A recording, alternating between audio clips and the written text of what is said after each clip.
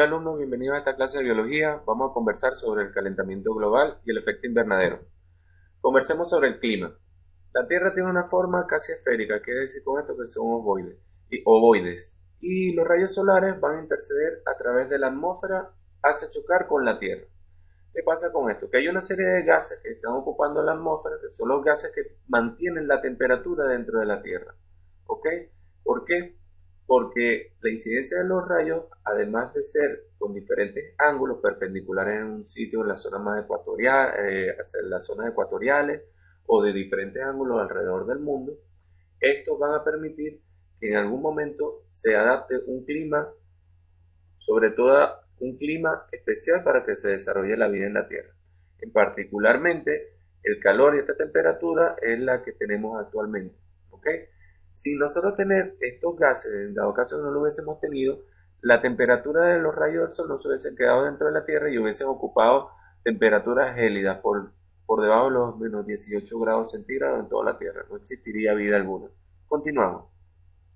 El aumento de los gases de efecto invernadero ha traído consigo diferentes cambios en la atmósfera. El CO2 ocupa el 56% de los gases totales del efecto invernadero. ¿Ok? En la Tierra, el dióxido de carbono en este caso cumple una función de cubierta o aislante. Estos gases van a retener el calor tal como lo había explicado anteriormente.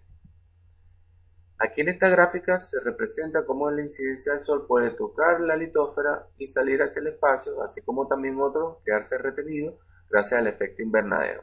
Ahora, ¿qué pasaría si el desarrollo que tenemos en la actualidad aumenta estos gases? Bueno, se retenería más cantidad de rayos de sol y aumentaría notablemente la temperatura, cambiando el ecosistema, provocando en este caso que se retenga mucho más calor.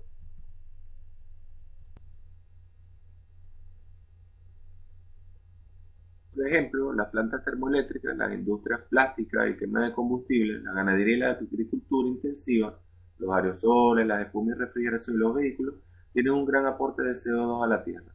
El desarrollo desmesurado o desmedido, en este caso de la sociedad o la civilización, ha permitido de que estos gases se aporten cada vez más a la atmósfera sin algún control. Entonces, tenemos como estadística que ya para el 2050 la concentración en parte por mil de estos gases de efecto invernadero habrían superado las expectativas. Si el aporte sigue siendo constante, en este caso aumentaría de manera exponencial, hasta llegar a un punto de no retorno. Ahora, el impacto humano sobre el clima ha notablemente intercedido en él. Por ejemplo, por el incremento de la temperatura, en este caso a partir de 1890 hasta el 2000, ha ido una pendiente ascendente y no ha tenido una variación notable. En este caso, para la predicción correspondiente a causas naturales o antrópicas del impacto humano sobre el clima, estaríamos por encima de las probabilidades. Quiere decir con esto que los efectos naturales de la Tierra que pueden mantener regulados a los seres vivos o tener un control sobre toda la biosfera podría estar haciendo menor incidencia que la predicción correspondiente a nuestras causas, o naturales o antrópicas en este caso. ¿Ok? Seguimos. El calentamiento global, por otro lado, producto lógicamente de la acción humana, está relacionado con la emisión de grandes cantidades de gases invernadero a la atmósfera, eso lo tenemos claro. Ahora, el aumento considerable de la temperatura podría lograr que diferentes enfermedades como la malaria, y el dengue podrían expandirse hacia latitudes más templadas, donde actualmente las temperaturas no permiten la existencia de estos insectos. Si estos insectos, por ejemplo, especies como el Aedes aegypti, se encuentran naturalmente en el trópico, en el momento de hacerse aumentos constantes de la temperatura, esa expansión de temperatura hacia el ecuador podría aumentar. Y en este caso, expandirse estos seres vivos que son los vectores de estas enfermedades. Por otro lado, las variaciones del patrón de las precipitaciones ha logrado determinar de que son efectos en su mayoría por el efecto invernadero, causadas por el efecto invernadero. La precipitación a nivel global se ha incrementado de un 3 y un 5%. Ahora, todo esto debido a los grandes cambios de humedad en nuestra atmósfera. Las tormentas y las tempestades a gran escala y el aumento de la nubosidad en la zona de latitud media y alta va a generar, en este caso, las variaciones del patrón de precipitaciones, generando consigo cambios notables en el clima. Por otro lado, la disminución de las precipitaciones en las zonas más áridas provocará una pérdida de la cobertura vegetal, y en este caso la disminución de la humedad del suelo. Esto va a traer como consecuencia el aumento de las áreas de desierto en el planeta, ¿ok? O la pérdida del suelo.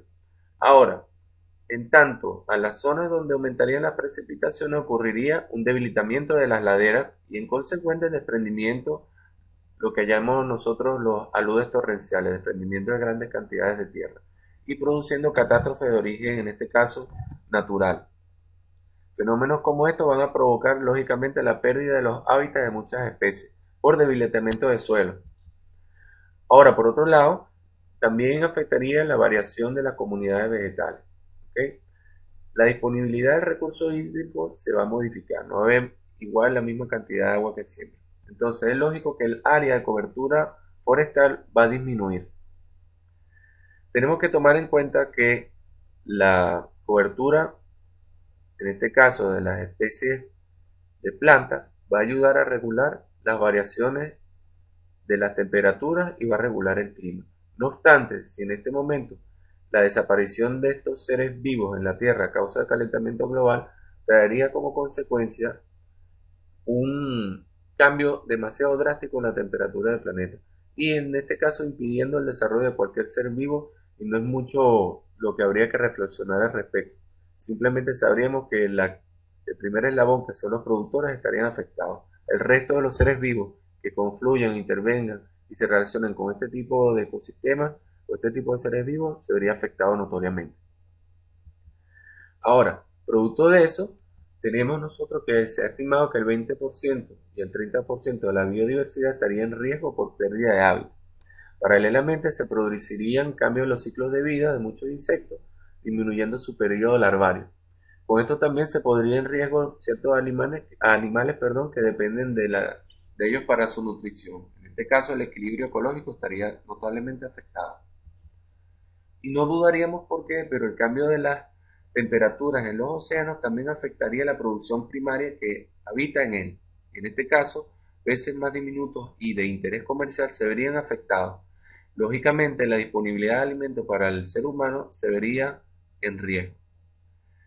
El cambio climático afecta a todos los ecosistemas de diversas maneras, ¿ok? Ahora, el hecho de que se afecte directamente a la temperatura de los océanos, tomando en cuenta que los océanos ayudan también a regular la temperatura de nuestro planeta, estaríamos en este caso exacerbando los efectos del aumento de la concentración de los gases de efecto invernadero. Por otro lado, en la Antártida, también tenemos que el deshielo va a causar notables cambios en el ecosistema, afectando a muchas especies que desarrollan su vida en él. Y no obstante, en este caso,